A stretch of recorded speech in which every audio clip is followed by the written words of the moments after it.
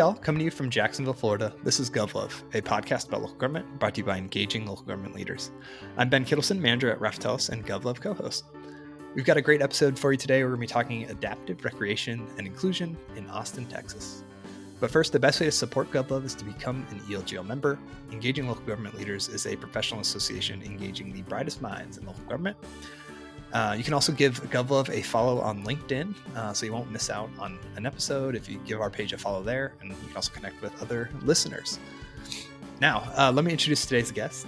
Elena Christopher is a recreation program specialist at the Camacho Activity Center for the city of Austin, Texas, a position she's been in since 2021. Prior to her current role, she served as an inclusion program coordinator for Shalom Austin. She's a certified therapeutic recreation specialist and a certified parks and recreation professional through NRPA.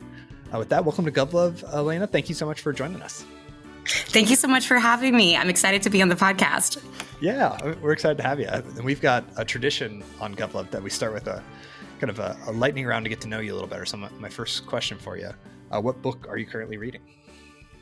Well, there's a couple this year that I've been going back and forth with. One is we have at the city of Austin these occasional book readings that we do together.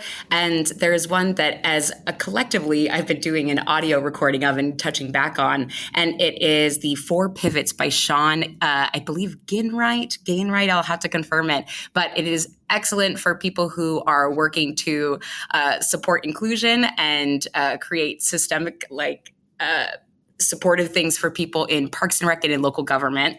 Cool. And then there's also this fun fantasy novel that I've been into, which is called The Iron Druid. And it's about this 2,000-year-old Celtic druid who goes on all sorts of different adventures.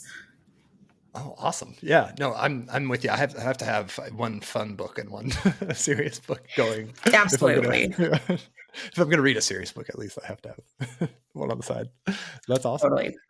All right, so my next lightning round question for you. What's the first concert that you went to?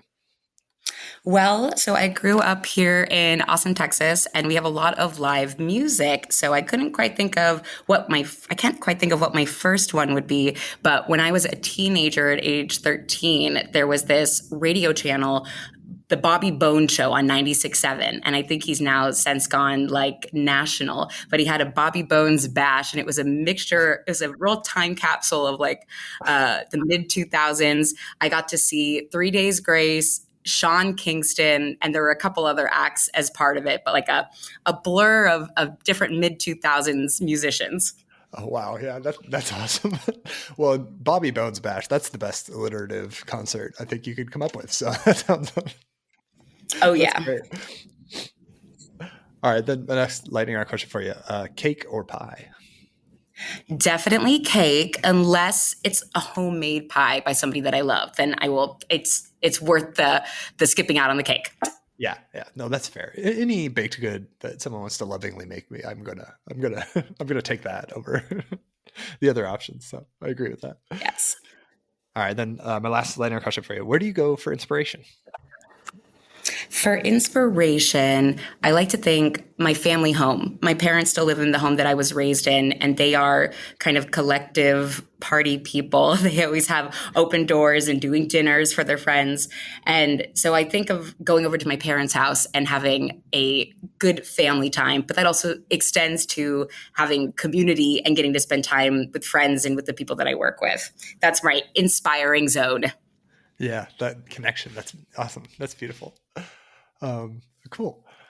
Well, one thing I always like to ask folks, because I find it interesting how folks end up where they are in their careers and working for the organizations that they work for. So for you, what was I know we did a little bit of your professional background in the bio I read, but can you tell our listeners, what was your path to local government? How'd you end up in the position you're in today? Absolutely. Well, I didn't necessarily expect to end up where I am, but that's part of the journey. Yeah. And I began working at Shalom Austin, or the Jewish Community Center here in Austin, and doing summer camps.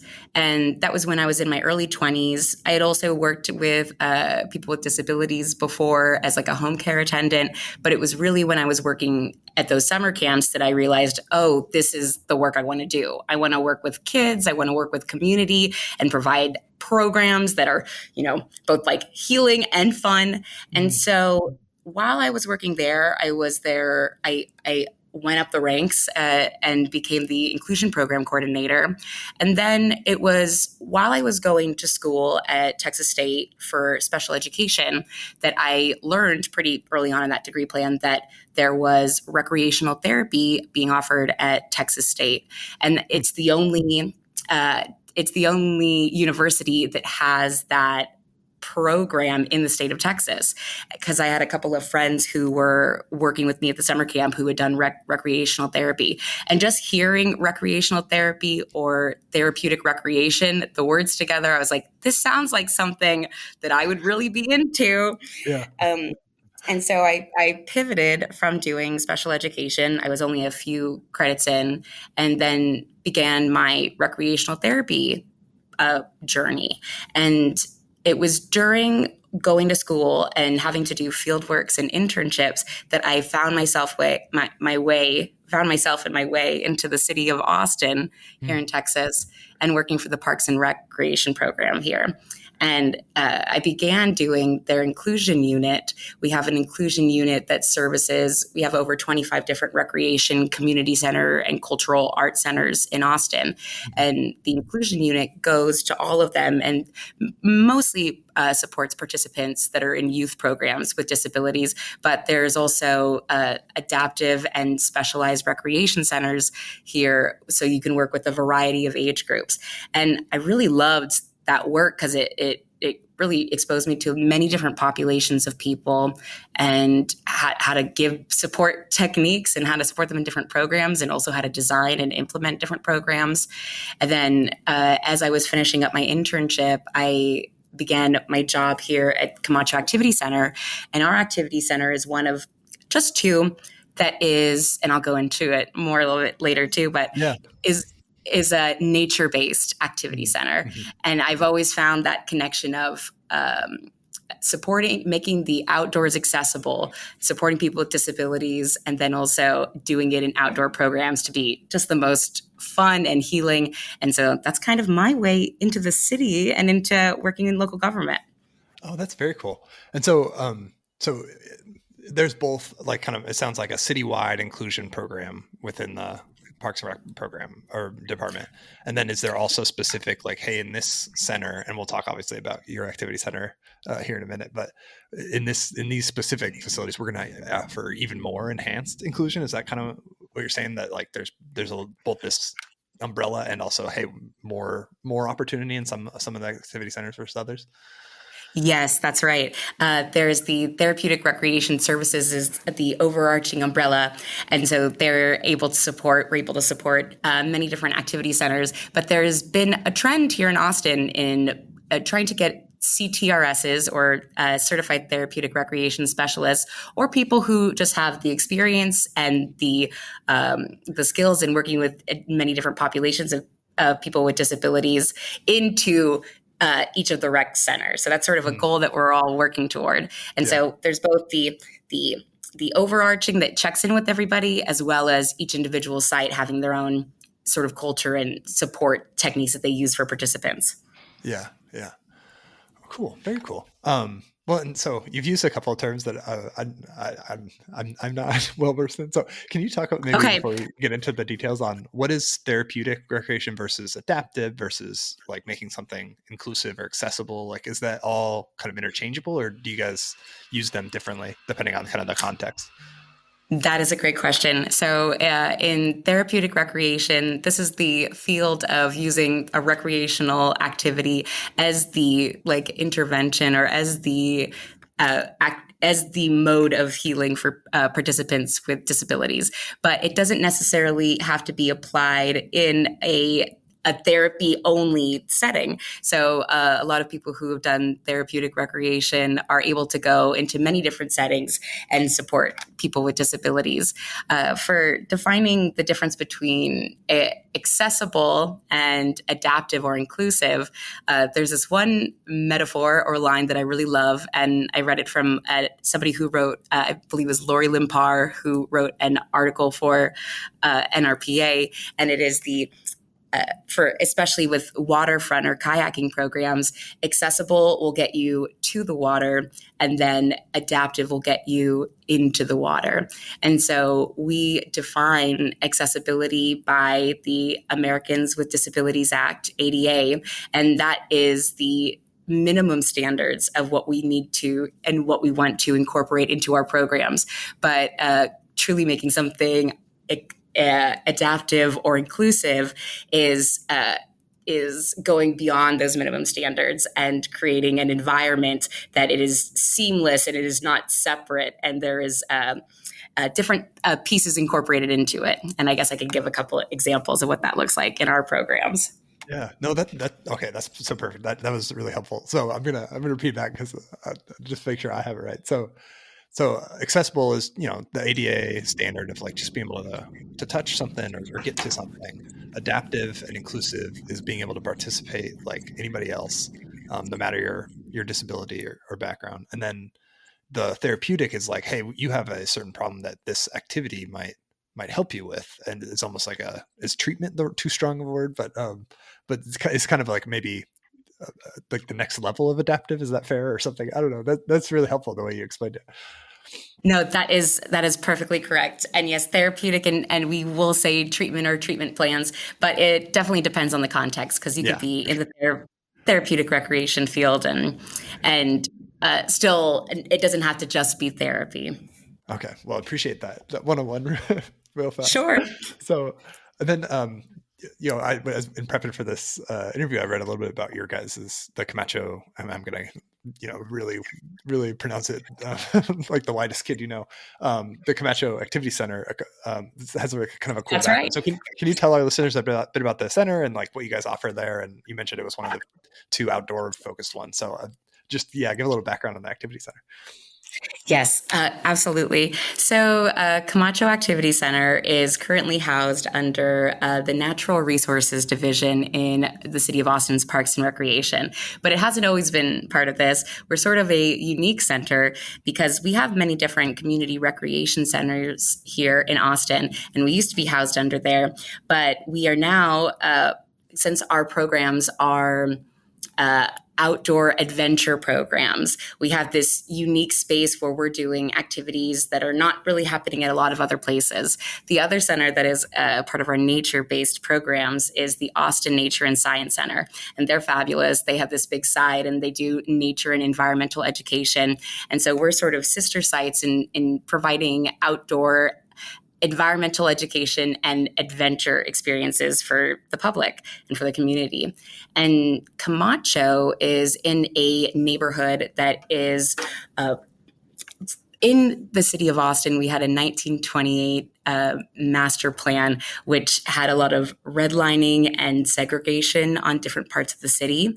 And it was in making like reparations from that initial plan that there were many different activity centers put into the east side of Austin where we are located. And for a while, we were all providing, like in the early aughts and into like 2010, providing the same type of like after school and holiday camps, but we were starting to see that we were competing with each other to some degree. And that's when the Camacho Activity Center was able to pivot and do more. Really, from the beginning, we've been able to do kayaking and some biking, but really make that our focus of all of our activities so that we can have a wider range of people that we are able to bring into our activity center. And so from there, it's just been built and built and built and turned into a real outdoor activity center. Yeah, that's so cool. What a great resource to have, this like outdoor focused space. And then I don't know if you wanted to share at all about the person it's named after, but I would just like scrolling through your website. I was like, that's a cool little story too. That's named after this woman from the community too. Yes, absolutely. That's Lorraine Grandma Camacho. And we Yeah. still see her grandchildren and grandchildren's grandchildren who come to the activity center. And she was a big advocate in the neighborhood for children in education and for children learning how to read. And she was also one of the advocates for down the street from Camacho is the Holly Power Plant. And this neighborhood is called the Holly neighborhood. And the power plant had a negative health impact on the residents in the community.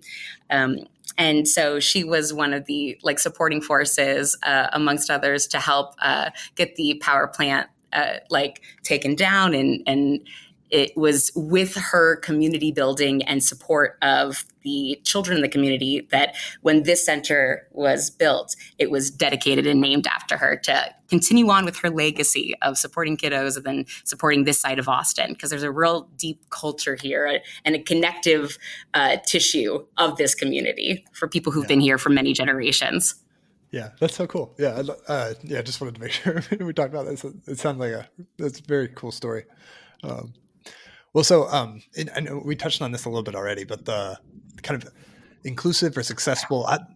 Can you talk more about like why that's maybe more of a challenge with outdoor recreation in particular compared to just a gym or other activities that might be take place inside, like or maybe it's not that much more of a challenge. But I'm curious, like how that changes your work as like thinking about inclusion and adaptive recreation for outdoor related activities versus maybe standard sports leagues or gym classes or whatever.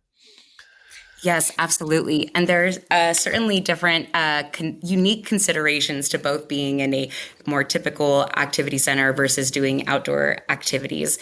And I would say that when you're looking at outdoor activities, there's kind of been a constant bit of battle and priority of both preserving and taking care of the environment, as well as creating accessibility in the environment for people to be able to experience it and have the benefits of it.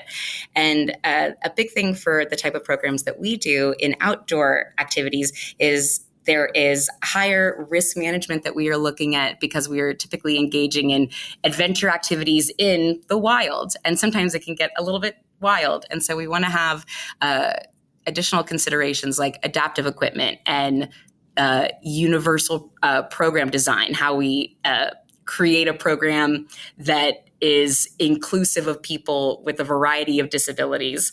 And when we're going outside, there's more risk management for us to look at. And we're still going to have the same overlap with traditional recreation centers in ensuring that our building and our facilities are able to accommodate people who utilize wheelchairs or for people like participants with autism in youth programs, having safe zones and Zen zones. But the difference is that we are really on the go and we are out and about, and the areas that we are going into have less control over them. And so we have to account for different factors. And an example of this would be we take groups, and we take one of our adaptive kayaking groups on a kayaking trip to different waterways and different rivers around the Central Texas and Austin area. And you have to weigh into account how we are going to transport there once we get there, what the water is going to look like, and how we're going to get into the boats, how there's more logistics and more safety things that we're going to be thinking about because of the unknown of the environments that we are going into. Yeah. No, that makes sense. That there's more planning and probably like you said, like equipment that's necessary than maybe doing an indoor basketball league for folks. Not to minimize the inclusion for that. But they have their own considerations as well. Yeah, for sure. So you mentioned adaptive kayaking. So can you talk about like how that works? How do you create kind of a kayaking program for folks with disabilities and make it inclusive and accessible? And then I'm also curious, like how and why that was a program that y'all identified as something that you wanted to make adaptive. Absolutely. Well, because of going back to the power plant that we have in the Holly neighborhood here, there was a big push once it was taken down to create more health supporting programs for the community.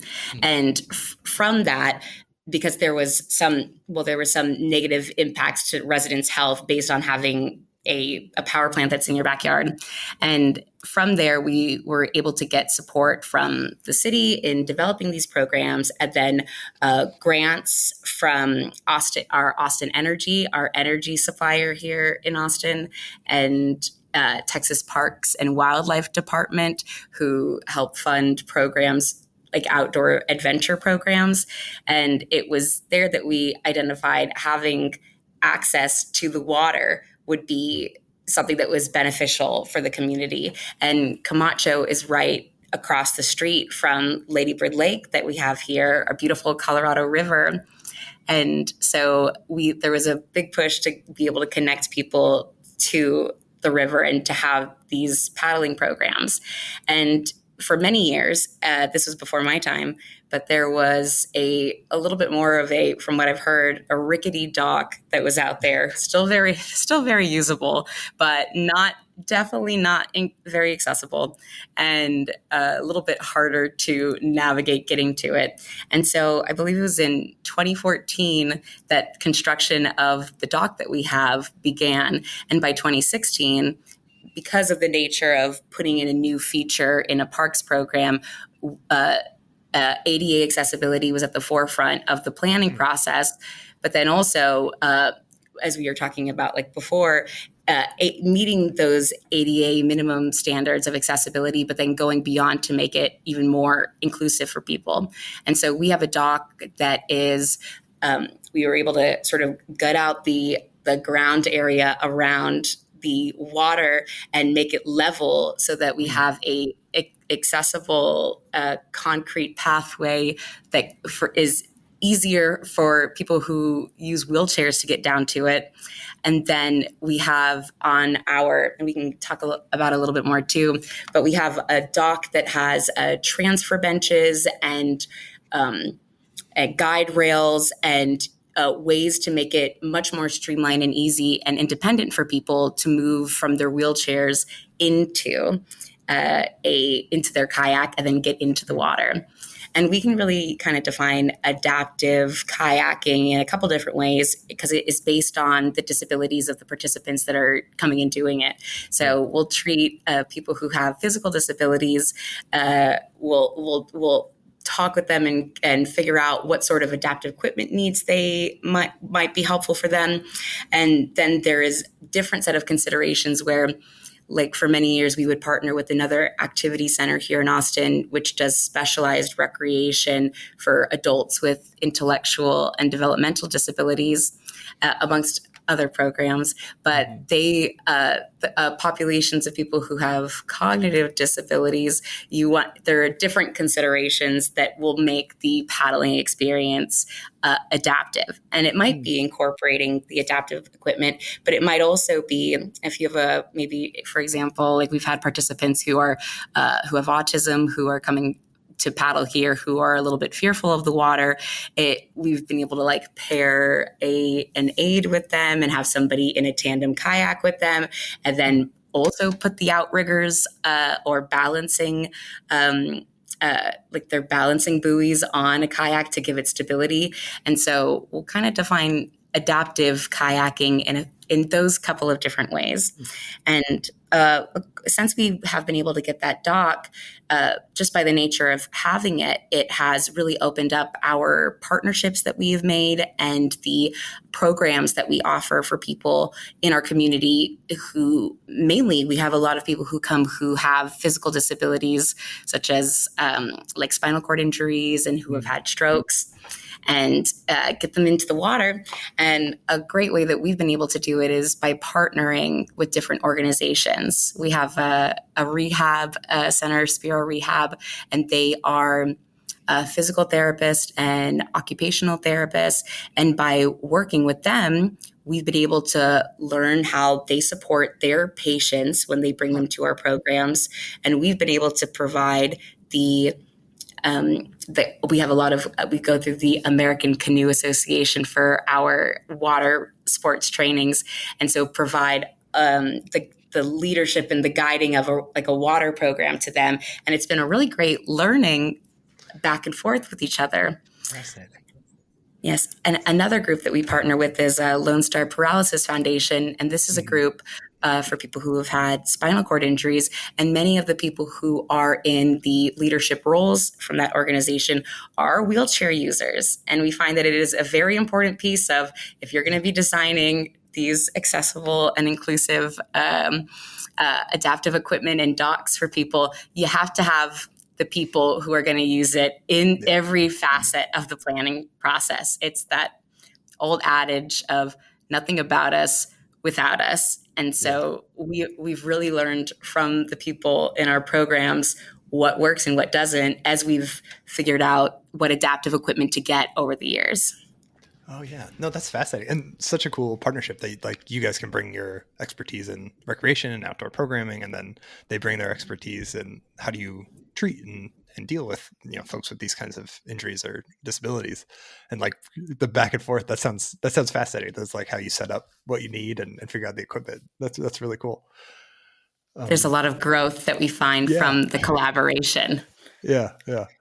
So I'm curious, logistically, not to just be a public administrator about it, but I'm curious, like when you're putting on a program like this, it sounds like it's a lot of one-on-one. Like, what does this specific person need, or this group of people need to do this activity? Is that kind of how you guys end up doing the programs, where it's like we need to meet with folks individually to figure it out beforehand, or is it like, hey, for this group or for this class, it's going to be just folks with these kind of disabilities, and because we have the equipment and we know what we need for that group now? That's a great question. And what we've done so far is we'll partner with each of the different groups, and then we're collaborating at first with the organizers of the group. So, for example, with Aspiro Rehab, they have their patients that they have treatment plans for, and they're doing occupational and physical therapy.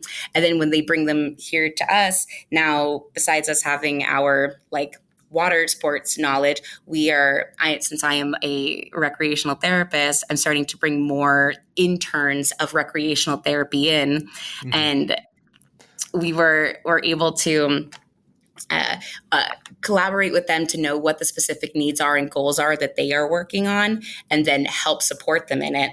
But then our other group, that is the nonprofit, the Lone Star Paralysis Foundation, they are more there as some of their guiding philosophies is having group time and having support groups, and then also having outdoor recreation as well as indoor recreation, and different opportunities for people who have gone through a spinal cord injury in their rehabilitation.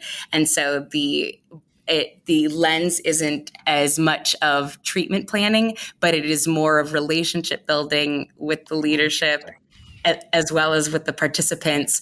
And it can really look like a variety of ways, because we'll have different people come in, and then we'll go through more of a verbal assessment as we ask them what kind of support needs they have, and how comfortable they feel with the water. And it is very individualized. And I know from how it began at the beginning, when we first, even before we got the dock, it was without the equipment, we were having some adaptive groups come in and just trying to talk with them and figure out, each individual person, what are you going to need to feel comfortable and to feel successful out on the water?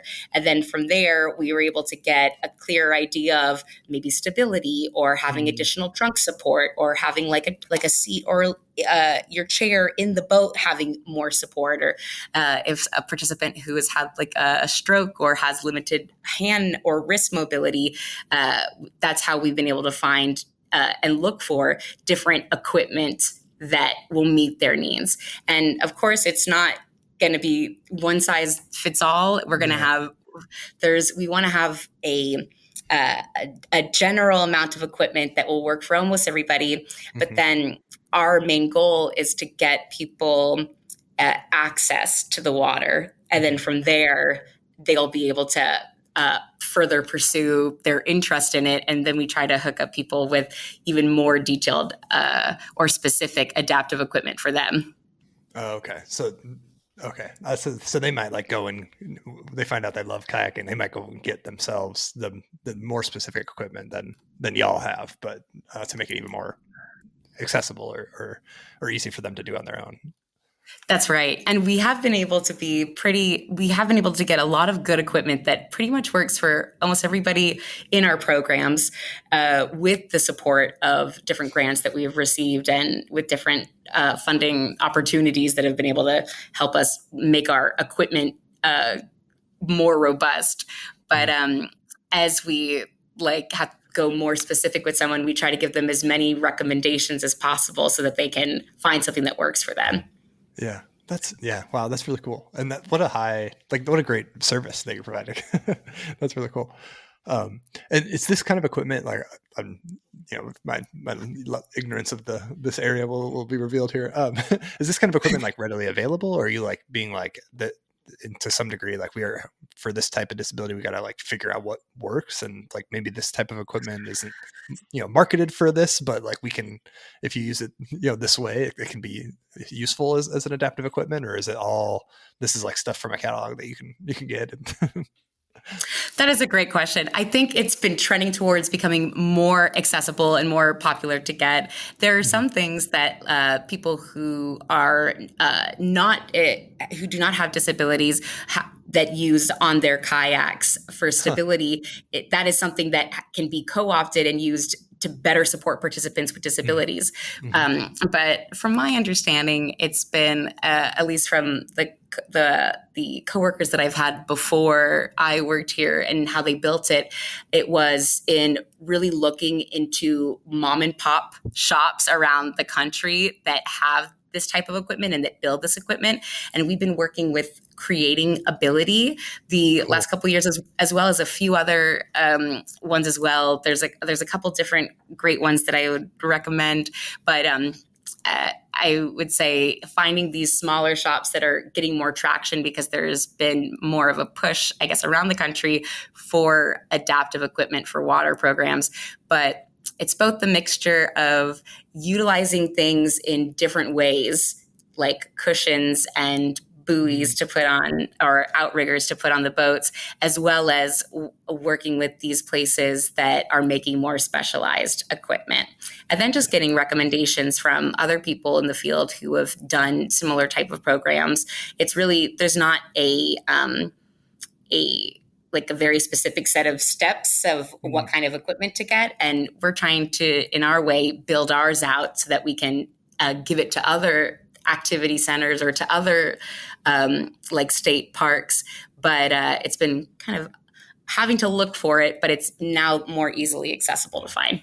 Yeah, it's getting better, and that network probably helps too. Of like, hey, we found that this works, and this didn't, and that makes a ton of sense. Go ahead. A highlight I wanted to mention was Inks Lake State Park here in Texas.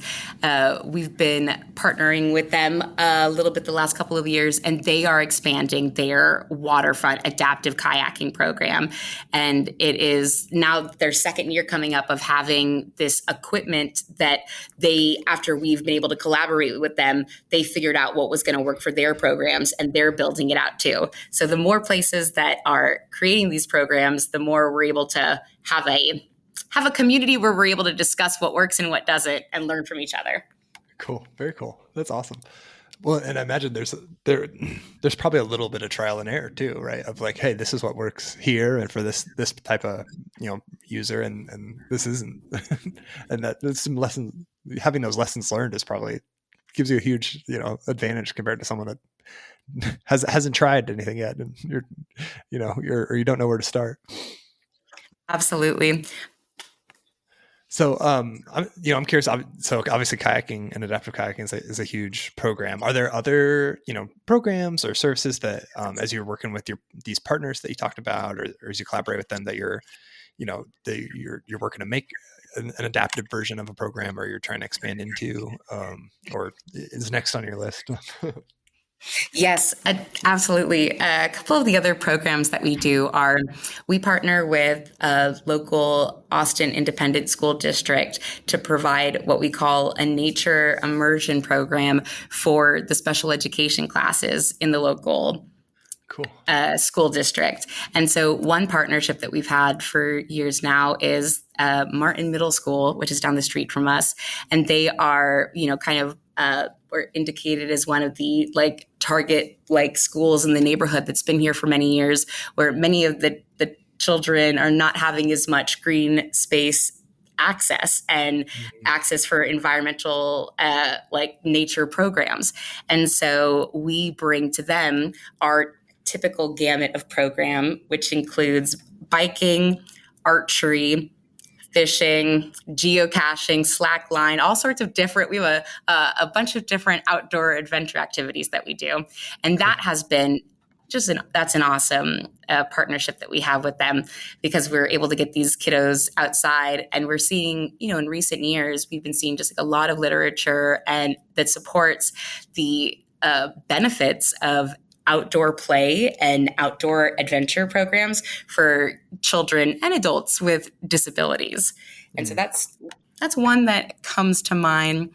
And then because we have the therapeutic recreation services that has the inclusion program for children with disabilities in all the different recreation centers, in the last couple years, we've had higher and higher amounts of children in our inclusion programs coming to both our site, Camacho Activity Center, and then the other nature-based site, Austin Nature and Science Center.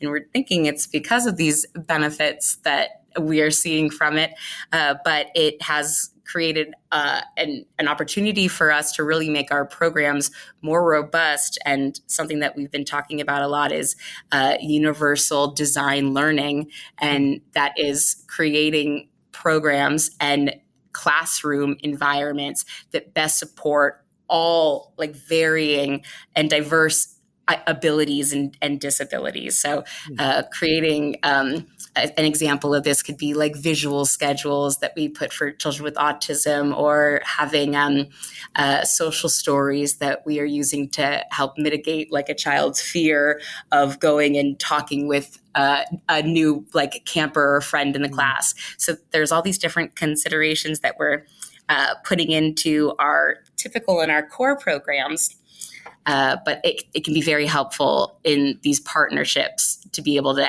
access more community participants that we can help.